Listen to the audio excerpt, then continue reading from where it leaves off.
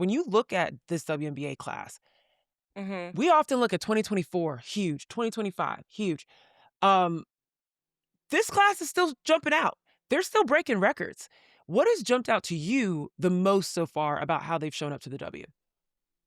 Yeah, I think what's interesting about this class specifically is the number of professional rookies. And what I mean Right, by that's what I'm that, yes. yeah, Yeah. is the number of players who are rookies by WNBA standards, but have been playing professionally elsewhere. And that's really, I think, one of the unique nuances in the WNBA that, again, doesn't get highlighted every year. But in a year like this, you really see, again, this unique aspect of the WNBA in the sense of how valuable international experience is, how Mm. valuable EuroLeague experience is, and really how this league um, is open to anyone at any time who can just ball, right? Like, there's no ceiling on when you can make your mark in this league. Hello, everyone, and welcome to No Offseason. I'm Zena Cada. And I'm Annie Costable. And today on the show, we've got a fresh group of rookies in the WNBA this season, and some of them are already playing like they belong. They're making an immediate impact and giving real life to the Rookie of the Year debate. So we're going to talk through who's leading the pack, how they're doing it, and who might just surprise us in due time. Okay, every season brings new names into the spotlight for the WNBA. If they're coming from college, you probably already know them. And then sometimes it's a person that's a little bit more removed from college, or a name even that you weren't expecting to pop in the WNBA. And that's what happens when you get to the big stage. All of these rookies step up to the challenge in different ways and are starting to make a name for themselves as they make immediate impact on their relative teams. Now, I want to talk a little bit, Annie. Let's start first. When you look at this WNBA class, Mhm. we often look at 2024, huge, 2025, huge.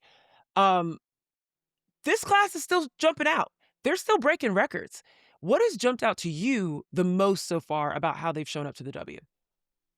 Yeah, I think what's interesting about this class specifically is the number of professional rookies. And what I mean Right, by that's what I'm that, yes. yeah, Yeah.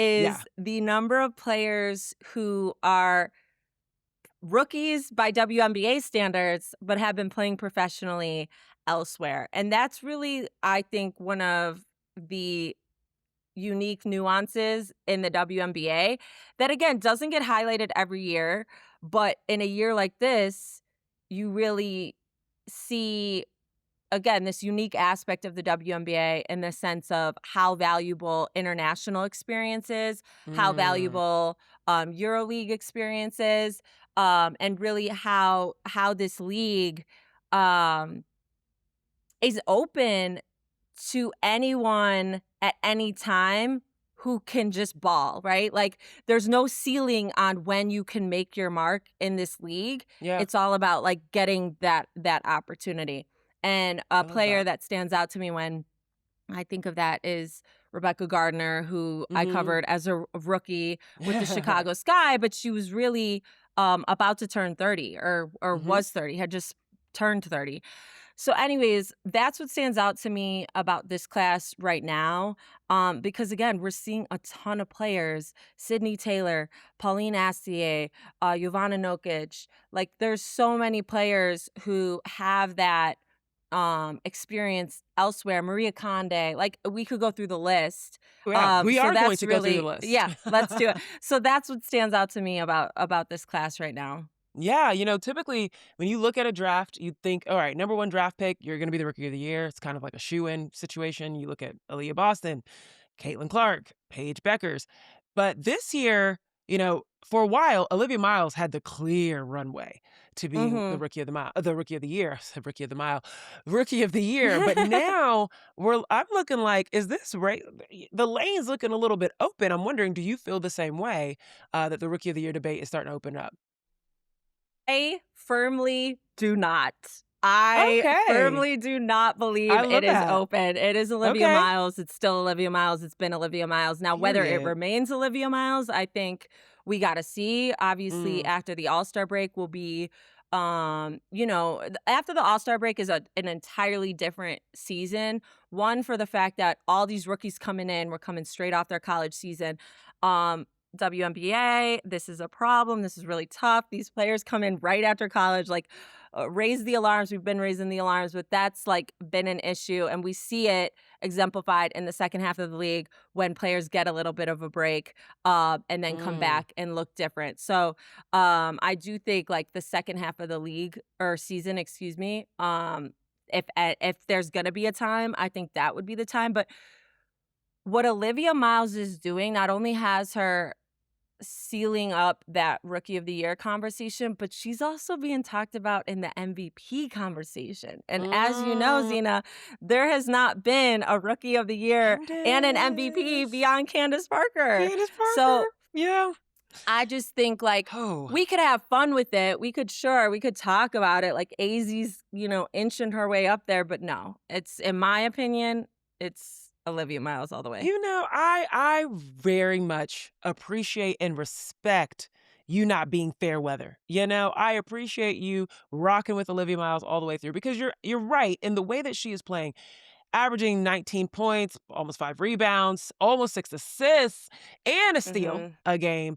The Lynx with this amazing start. Uh, this is absolutely textbook Rookie of the Year material. Mhm. And you think about the fact that she's still setting records, those 8 3-pointers she set against Golden State, her being able to get that 31 point, 24 and a half against the Sparks. That was a record as well. Most points and a half ever by a rookie. I mean, these are milestones that a Rookie of the Year Mhm. would make. So I do not hate that you are deciding to stick with Olivia Miles. I will make the case that Olivia Miles was handed the keys to the city being the Minnesota Lynx, early to Yeah. start. And I think that that put her in a really great position to be the runaway front-runner for, Rookie of the Year. And now, the only reason I'm thinking the lanes are slightly opening is because AZ Fudd, her key was delayed. It was caught in the Yeah. mail. She got it in mail, and she opened it up, and she used it, and she has absolutely blossomed. I mean, you think about the fact that she had 3 points off the bench in her debut. Okay, that Mhm. is that is the fewest points by a number 1 pick in their first game in 20 years. Now, she is a starter. She is an impact player. She's leading Dallas in steals and blocks. We've seen her game. We saw the Right. 6 threes she had over New York and looked like she'd been in the league forever. I mean, she looks so comfortable alongside, Paige Beckers and Arike Ngubawale. Like, she is a key part to Dallas's success so far. So Ye that's the only thing. If you give her more runway, more time to catch up with the fact that Olivia Miles started as the starting point guard for the Lynx versus AZ Fudd slowly getting into that wing position for Dallas, I feel like I don't know, by All-Star break, things could be looking a little bit even because we have seen Olivia Miles have some dud offensive games recently too. Like two, Yeah, I think literally two. I literally too. I think that's super fair. And let me be clear. I'm not gonna like carry any bias into my vote.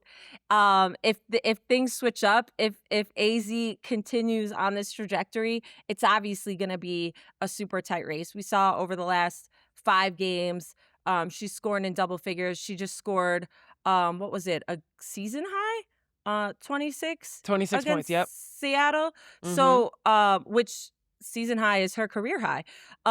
So yes, AZ for sure deserves the flowers for capitalizing on the opportunity and the starting lineup where obviously Jose Fernandez had his fun talking about her being in the starting lineup. He's like, guys, Right. I make these decisions. Stay out of our business. But no, I It's quite think literally that's our completely business to be in your yeah, business, to be in Jose. your But business. We yeah. are literally paid to snoop in your business. So no, There I you go. think that's a really fair take. Yeah. I do be fair. I said 2 games by Olivia Miles. It was that one game against Golden State that she had 7 points. She also had 5 rebounds and 4 assists. So it wasn't really a dud game.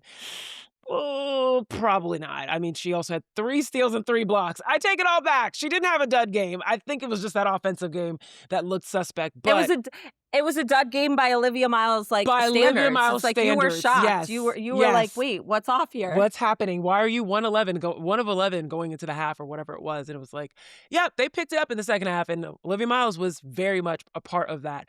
So yeah, it makes sense that for me right now, Olivia Miles, clear runway, and I am keeping my eye on AZ Fudd as being the next one coming up. Now, there's some other players though that again give them a little bit more time, and you think about some of the the acclimation that still has to happen. I particularly think of Flau'jae Johnson. We have Mhm. seen Seattle have to work in Awafam and Dominique Malonga, and that's been a focal point. And Flau'jae's just kind of been there in the midst of all of that, doing what she can do to be a volume player in terms of shots and defensive player as well. And so you look at her, she has 5 rebounds a game. That leads all rookies, and she ranks top 3 among all guards with her points. That's a big deal. For what Flau'jae is providing, being able to give points to a team like Seattle that is struggling and also gives that defensive aspect. She's not as efficient from the floor. That's the volume aspect of it. But now that we're seeing Awa Pham and Dominique Malonga meld a little bit better on the court, this could help the case for both Awa and Flau'jae to get higher up in the Rookie of the Year conversation. Do I think they have enough yet to outdo Olivia Miles? Absolutely not. Do I think they have enough to outdo what AZ Fudd is doing? Not yet, but I don't know. It could be by the end of, after All-Star, we saw what happened with Damalonga last year. She blossomed after All-Star. We could probably see Mhm. something like that happen, particularly with Flau'jae and Awa Pham as well. Think what we're gonna see in Seattle is a young core, the players you just mentioned, obviously Mhm. Flau'jae Awa, Dominique Malunga, that are going to skyrocket when they get better guard play there. And that's not a Mm. knock to what's going on now, but this is very clearly like not a development, or yeah, like a building Yeah, year. I would say yeah. And Flau'jae, I think what's going to be interesting to see is how she does with, um, with a more experienced point guard there, is what Yeah. I'll say. Yeah. And again, that's like not a knock to Natisha Heidemann, who has obviously, has a career that speaks volumes in this league, but she hasn't necessarily been, um, that starting point guard, that lead point guard on a team, and so now she's again, I just think that Seattle team, the development of their guard play in the coming Mm. years is going to impact the um the effectiveness of players like Flau'jae, Awa, Dominique, and I think they're still a year away from that. I think if Seattle can go out and get an experienced point guard in free agency next year that wants to be with these young stars, we're Mm. gonna see them take off in a whole new way. And so to me, any type of jump that gets made is not necessarily gonna be a jump into the conversation, for Rookie of the Yeah. Year. You know what I'm saying? It's Yeah. just Yeah. it's too steep of a hill to climb. Yeah, I agree with that. I do want to see, does this team shift at all from a right now it's a big conversation, right? Ezzy Magbagor still isn't on the floor yet for them. They're still, I think, as you talked about in a developmental year, trying to figure out how to highlight their size. I wonder if Sonia Rahman is ever going to kind of try and make the focal point more so Flau'jae, because in their offense, in the way that they play, she's not a focal point. There's not a ton of actions ran for her, even though there are a lot of shots that she's taking. But it's within the flow of things. Natisha Heidemann, I feel like, is taking a lot more shots than you'd expect for her size on the floor and what she has around her. So I'm very curious if that shift is going to happen in terms of being able to focalize on Flau'jae versus the bigs. We'll see. No, I think that's a perfectly fair point. Like, Natisha Heidemann is in a new role as a leader of this team. So, as much as it is a developmental year for all of these rookies and younger players around her, it's a developmental year in a way for her too, being a focal point, someone that is near the top of scouting reports, someone that has to hold a team on her back. So that's a completely fair point. With more development in that role for her, for that position, for that team, it makes a lot of sense that you'll see those rookies come along with the ride of that as well. So let's also talk about another rookie that I mentioned. Olivia Miles got the keys handed to her immediately. AZ Hmm. Fudd got the keys handed to her a little bit more delayed. And I don't know if they're the keys necessarily, but she got an opportunity to get in the house of, impacting winning a little bit later. Someone that had the keys early because of injury and now has had to see her role kind of change a little bit, but is still impacting significantly. Pauline Astier in New York, Hmm. right? We remember the season started with Sabrina Ionescu having that injury and Pauline being kind of forced into this role of you're a starting point guard. And we immediately, I remember watching the first time, I was like, whoa, she's as fast as Jade Melbourne with the ball, but has like crazy eye, like she can get to the basket with ease and has good playmaking ability. I mean, she has a lot to her game, and we kind of took us all by storm a little bit. Just we were not expecting her. What have you seen in Pauline Astier and how impactful she's been for New York? Yeah, I think Pauline's effectiveness again speaks to that professional experience that we kind of started this conversation talking about. She was playing professionally overseas before the Liberty signed her with Mm. USK Praha, and that again experience can't be overstated. Like EuroLeague is no Yeah, joke. So if you're right. running in You're playing with EuroLeague, grown like women. right, Yeah, right. This yeah. is big girl basketball. Like so I think that that has really given way to a level of confidence required to lead Mhm. the offense of a team that not only has championship expectations but has arguably the best roster in the league, and you're Yeah, expected and to like see, like, let's talk about that for a second, okay? mhm. This is again, I don't even know if it's arguably. Like, this is, I think we could confidently say the Liberty have the deepest roster in the league. I would say that Um, confidently. Yes, absolutely. and then you go through their all-stars, their MVP players like Brianna Stewart, Jonquel Jones. You're coming in for Sabrina Ionescu. You're playing alongside Leonie Fibich, Benai Laney. Like, these are, again, like some of the top all-stars in the league, MVPs, Mhm. etc. And so, Champions. They're champions. right, Yeah. champions. So to me, Pauline's excelled because of a confidence that she naturally has that has been instilled because of the experience again that she gained overseas. And to your point, um you know, Pauline is a threat in a multitude of ways. She's not Mhm. just a point guard with great vision. She's a point guard who can find her spots, um, can score in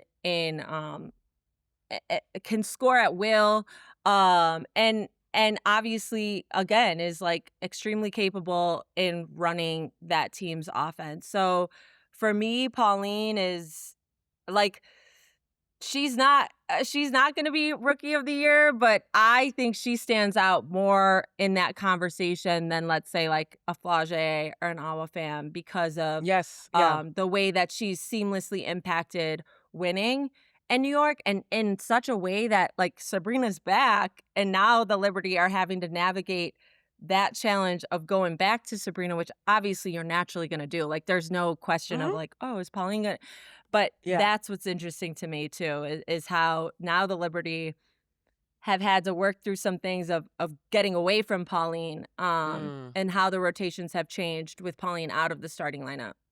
You know, it's funny. I think it was you that on our Tuesday episode that was like, Sabrina's gonna get back to who Sabrina is, and it's exactly what Mhm. Sabrina did. In their recent game against the Aces, finishing 16 points, 10 rebounds, casually, 4 assists, cool. But people were worried after that Sparks game when Pauline Astier closed out the game, and against the Sparks, and they're like, Yep. oh, what does this mean? Like, what's going on? It's like, what this really means, especially now that we've seen that Las Vegas and Liberty game. Chris DeMarco got weapons. Chris Yeah. DeMarco can just pull whatever he wants, and he's got his main one in Sabrina. And then if he needs, he's got a trusted ball handler in Pauline Astier. And that's a really big thing. I mean, she's shooting 44% from three, and that's not even her real shot. And just 24 minutes, averaging 10 and 3 or about 4 rebounds. Like these are impressive numbers from a rookie to be so poised that you're coming in and automatically always being counted on to impact the game, impact the flow of the game, be able to provide offense, be able to provide rebounding. She's taking it so casually. I listened to some of her interviews, and she speaks like, yeah, someone that has played in EuroLeague for a while and knows what this is like. And she doesn't get rattled, and she doesn't get. I would say a lot of these rookies are like that. Actually, they're quite media trained, but she doesn't. She doesn't look like she's rattled ever. It just feels like now New York, as you mentioned, is the team with the deepest roster. And Pauline Astier, I would say, I agree with you. I would put her right up under AZ Fudd in that, if I had a tier one. And I kind of want, Yeah. we're talking about the rookie of the year, but this is also like the all rookie team conversation, Yeah. right? And I think that Flage and Awafam are people that I'm going to have to look to the second half of the year. What's unfortunate is that there are two players that were playing so well I and know. now have been sidelined with injury. The first is Kiki Rice, which for a second there, not necessarily, above Olivia Miles, but definitely was even with AZ Fudd for a while of that rookie of the year, like in the tiering of the rookie of the year conversation, just because she was so, so efficient. I mean, at one point she was averaging 13 points on 55% shooting from the floor. She's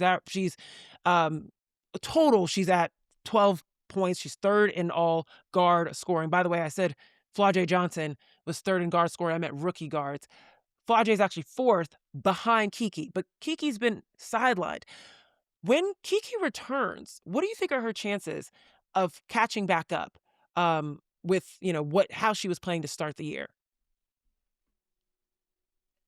I think catching up to how she was starting at or how she started the year is not going to be a problem for her. Mm, Obviously, like a grade 3 ankle sprain, that's tough. Those ankles, that's a difficult injury to come back from because it just lingers, right? mm, And that's why, like, you hear ankle sprain and it's like, oh, this why is this such a big deal? And you see players have to take so much time off again because it lingers. But when she's back, I expect her to be back to the form that she was playing at the beginning of the year.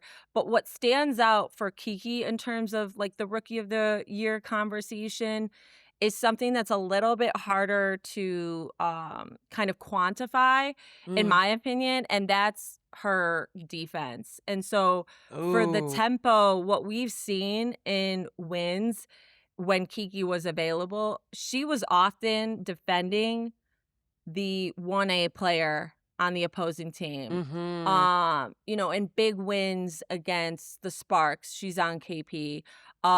Against the Mercury, she's defending Kalia Copper. And so I think what stands out as far as Kiki's uh, rookie season thus far is both sides of the ball. Yeah. And the impact that she's made on both ends of the floor. That's such a great point. I mean, one, she was a really great rebounder, but as you mentioned, a good point of attack defender.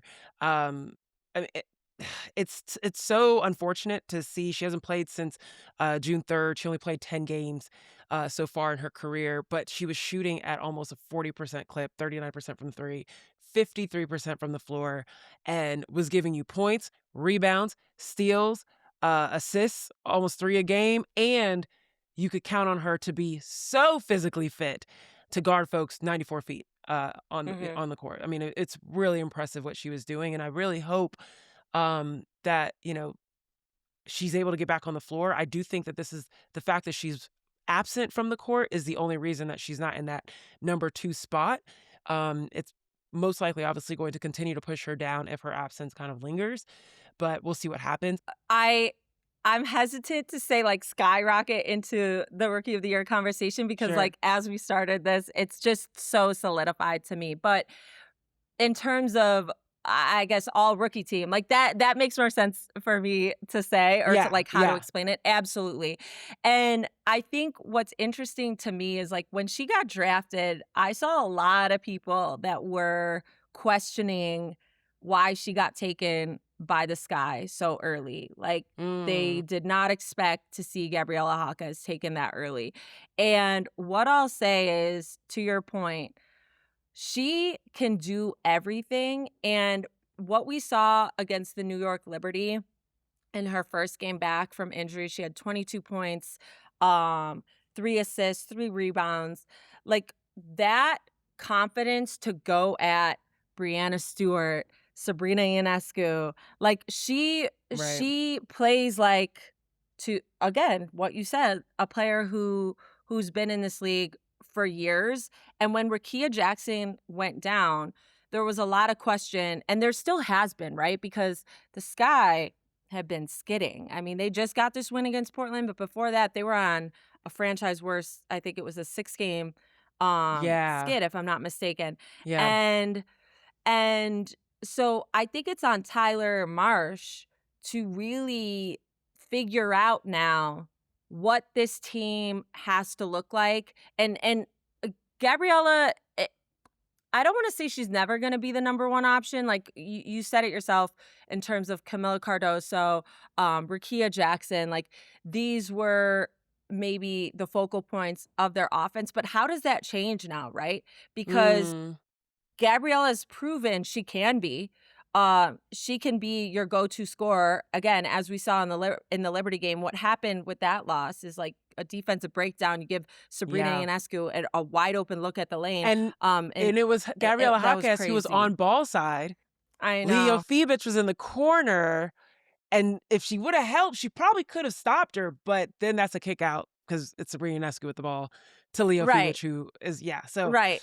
tough. That But was again, yeah. it's just, like, knowing the situation late in the game, like, I that was kind of, to me, like, uh, they weren't fully prepared for that moment, No. but They had anyways. that moment, and they had that moment against the Wings, and yeah, it Right, right. mhm, And mhm, so I think now with Sydney Taylor, Gabriela Jaquez, and Camila Cardoso, how are you um how are you taking advantage of this new three-headed monster that's proven mhm. itself to you, you know? And so Yeah. for me, Gabriela Jaquez is for sure a first, like, she's for sure um among the best rookies, in this class, but Mhm. again, that Rookie of the Year conversation, I'm just gonna keep saying it. It's pretty Yeah. locked to me. No, it's real, it's real. I'm trying to get it to, open up a little bit, but it does feel pretty cemented with, at least between Olivia and AZ.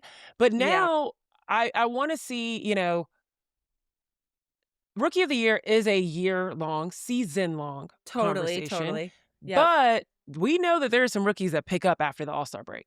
And it's kinda like, well, you didn't do your work early, but we recognize you. We see you. You are doing your thing. Who are some of the rookies, that you think will pop out, particularly after the All-Star break or will start to build some momentum? I'm gonna go back to Pauline Astier, because I think as this team continues to find its chemistry in terms of lineups, she's going to excel now, coming off the bench for the New Mhm. York Liberty. Like, we've seen that already. I think beyond Pauline, I think Maria Conde is someone that I'm really Hmm. interested in seeing how she continues to develop. I think another player that I'm really excited to see how she looks coming out of the All-Star break is Awa Pham. I mean, we touched on her too, but that continued development with Dominique Malunga is going Mhm. to, you know, again, make her case for where she sits in this rookie conversation. And then, I think Cody McMahon too. You know, the But Washington Mystics, oh, like, love Cody. right? Love the Like the Mystics. Washington I know, I know. We haven't They're talked about them fun. enough on this podcast or on this episode yet. Yeah. Like I was hoping you were maybe gonna we get to just them. yeah. So Cody McMahon, I think because of which is crazy to say, like the depth that the Mystics have, but they have young depth, right? Like this is They a do, very they do. young team, and I think Sydney Johnson's doing a great job of utilizing his talent like the way that they should be. But with Cody, I think it's going to be interesting to see if she gets a little bit more time Mhm. in the second half of the season. She's averaging like 20 minutes per game right now. So I'm wondering if we see that uh her tick go up a little bit Mm. in the second half. Yeah, Cody McMahon's one that comes to mind. She's just a spark plug off of the bench, and she's also one of these. It's interesting. A lot of these rookies are getting minutes because they're two-way players, right? Cody Mhm. McMahon looks is like someone that like will run through a wall, and Right. also provide you some really key buckets as well. Lauren Betts sticks out to me. Yep.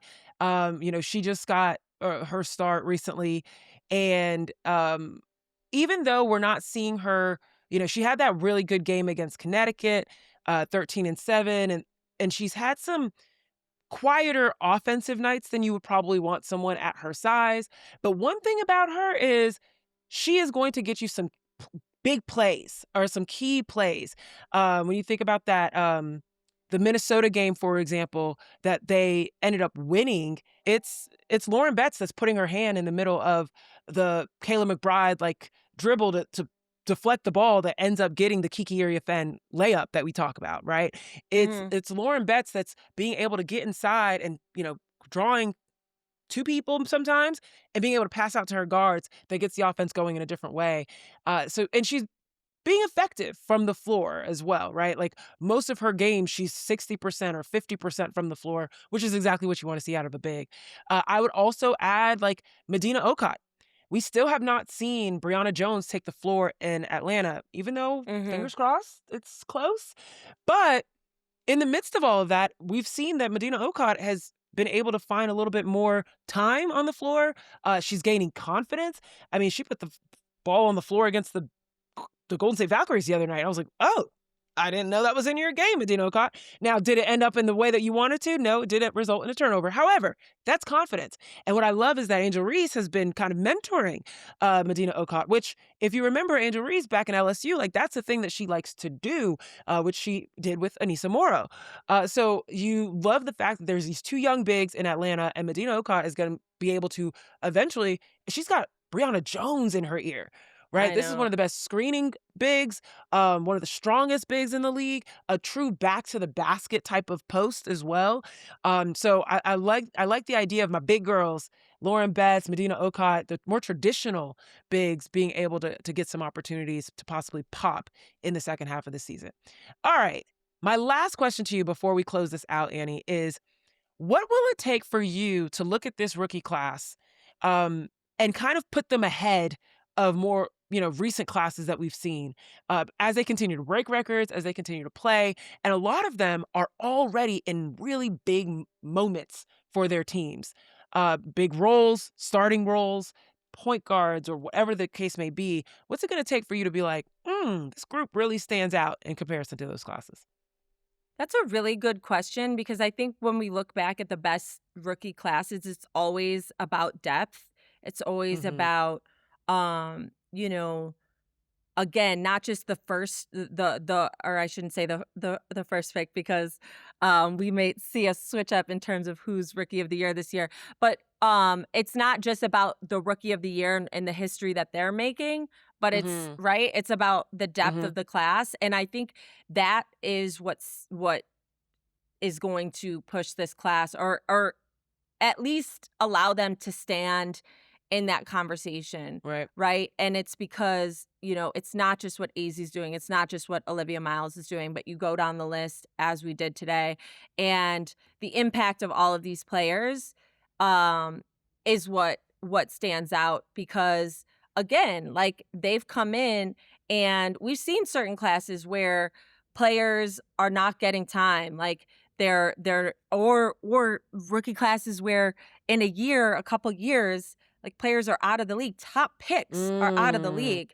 And the last few classes, that's been a different story. And I talked to Dallas Wings coach Jose Fernandez about this, who obviously just came over to the WNBA from the college game.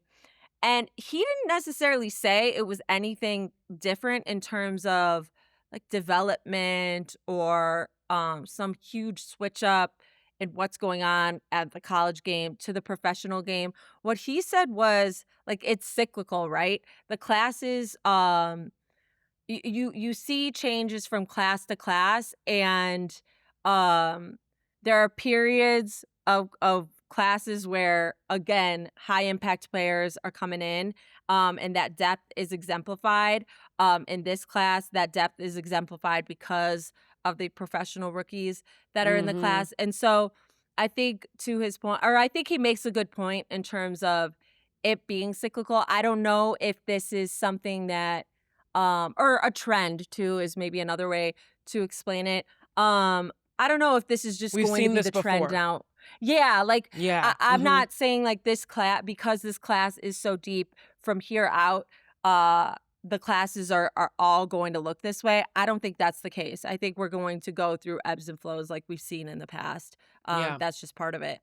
That's real. That's very real. And you talk about, the depth of this class. We didn't get to all of the rookies that have been really impactful. You think about, Jovana Nogic in Phoenix. We touched slightly on Sydney Taylor, but she's been a remarkable find Insane. for Chicago. We see, Charlize Ledger-Walker in Connecticut has been a capable point guard or excuse me, a capable guard for Connecticut, and she's going to be learning alongside Layla Lacan. So there's a lot of rookies right now that are getting great opportunity and to make immediate impact. And I think that's what is, I think, going to help separate this class a little bit. But we'll see. It's a long season. We're going to keep an eye on how this rookie class continues to develop. It seems like the rookie of the year conversation is a little bit more closed than it seems. We would want it to be despite the depth of this class, but we'll see. You never know what could happen. All right, on the other side of this break, got some news out of the NCAA.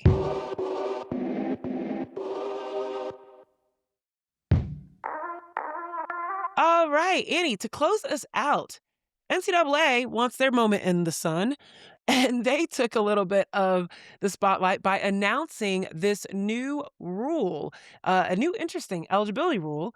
And, it's funny, as someone that played in the NCAA and um, had this experience in general, because I wasn't in the NIL era, wasn't in the COVID era, but if you've ever been confused by red shirts and medical waivers and COVID years and all these different things, this new rule brings it back to what I experienced, which is the 5 and 5 rule.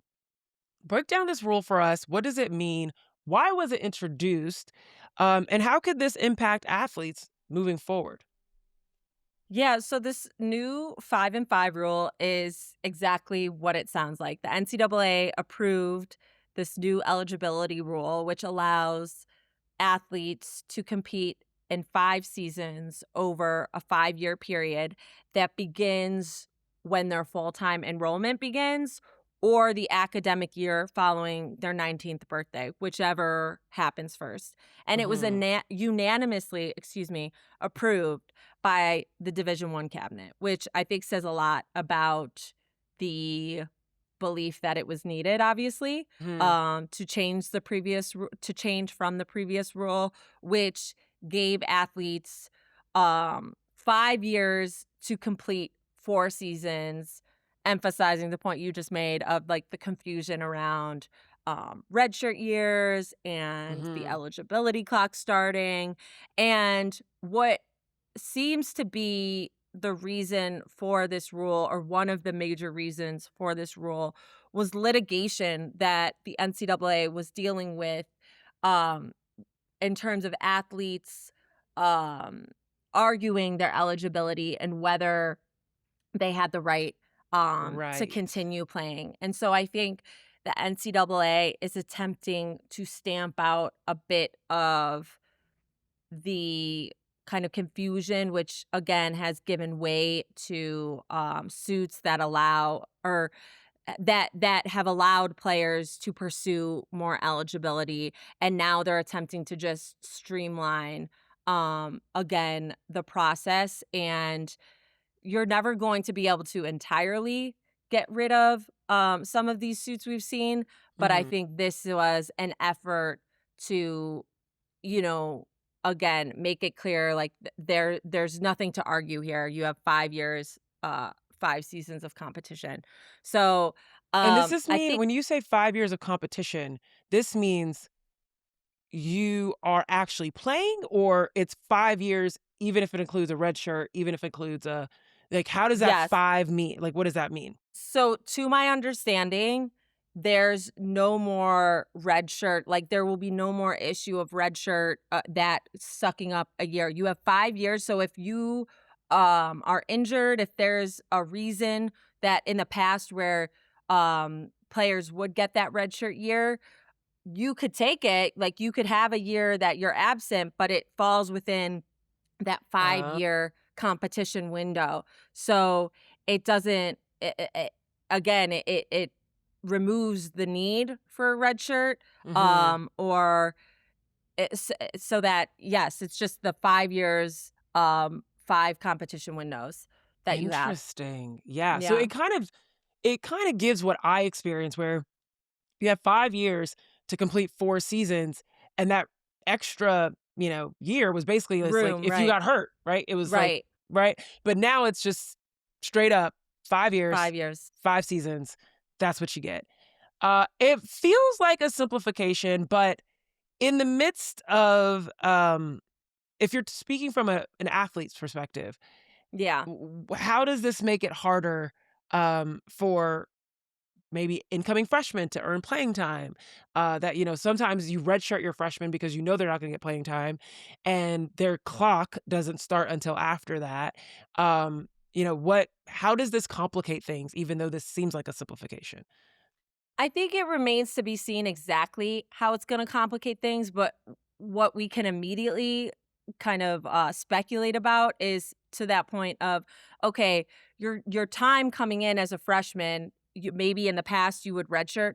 Well, now you're gonna be available, but you're still like, your time on the court or on the field may not change. You're gonna be available, but you still might not see the opportunity. So that freshman year, while it's not gonna be marked a redshirt year, may still look like The a same. redshirt year in terms Yeah, of you yeah. not getting that opportunity. So for me, what's gonna be interesting to see is how this impacts players on the back end and whether they pursue that full 5 years that are available to them. Um, let's Mm, say if they're not, getting the time that they maybe expect or want in their I was going to say their rookie season, but in their freshman season, right? And yeah. so the other thing too, I think that's going to be interesting is like so in certain situations or in redshirt situations, right? You're unavailable. You're redshirted, you're unavailable. But now I'm wondering if because again, you're not going to have to take that um redshirt year, if it's actually going to allow players to get a little experience in certain situations and situational moments that wouldn't be the case because you're redshirted. So you're just naturally removed from the equation. You know Hmm. what I'm saying? It's What like, what do you mean, like, uh, being on the f like, in a playing field, essentially? yeah. So let's say, okay, I come in and, or let's use you for an example. You come in your freshman year. You're not gonna get a ton of playing time, so Mhm. it's better to redshirt. Well, Right. now redshirting is not on the table, so while you might not get a ton of playing time, maybe you get some here and there that, Oh, yeah. that just gets you a little bit of experience that in a redshirt year, you would get absolutely none. Well, that's So, the I thing, think and that's the question, is what I mean by that is, like, incoming freshmen may still be treated like a redshirted freshman, but they're available, and so incoming freshmen might look at that as, like, "This feels like a wasted year," but it yeah. counts, right? So that's the tough part that's gonna be very interesting to see how it all plays out. Um, It's fascinating how the business of, collegiate athletics, particularly through the NCAA, has made this experience. I'm like thinking about the academics. Where are the academics in all of this? Like the 5 and 5, I'm assuming you get your degree done, you go get your graduate degree. That's what we've seen a lot of folks do as well. Um, does this lead to, one, people transferring more than we've already seen? Does this lead to people after they get they could be Johnson and getting their, I was gonna say Tessa Thompson, wow, Tessa I love Johnson her. at South Carolina, I love both of them, I know. being able to get their master's, their undergrad degree and their master's degree within like 4 years, 5 years, right? This is going to be interesting how it's all going to play out. But of course, season ain't here yet. It's WNBA season, so it's going to be a while before we get to see this in action. We're going to continue to see the fallout of this and also the support of this from all, different sides of the aisle. So keep an eye out on this, and we'll definitely keep you posted as this continues to, or one is enacted and then continues to impact players and universities across the country. All right, y'all, that is all we've got for today. We will be back on Tuesday. Don't forget, sign up for the newsletter. Annie, you and Sabrina have been killing it with that newsletter. I appreciate y'all keeping us up to date. And make sure, y'all, you're following our show wherever you're watching. Please subscribe, leave a comment, leave a rating. We love that stuff, especially when it's nice. On behalf of The Athletic and Annie Costabile, I'm Zena Queta. Thank you so much for listening, and we'll see you next time. No Off Season is hosted by Zena Queta, with Chantel Jennings, Sabrina Merchant, Lasia Clarendon, and Annie Costabile. It's produced by Tanika Burrell. Our executive producer is Andrea B. Scott. Monica Compton is our video editor. Our theme music is by Marcus Bagala. Shannon Ryan is managing editor of women's basketball at The Athletic. Be sure to like and subscribe. We drop new episodes every Tuesday, Thursday, and Friday.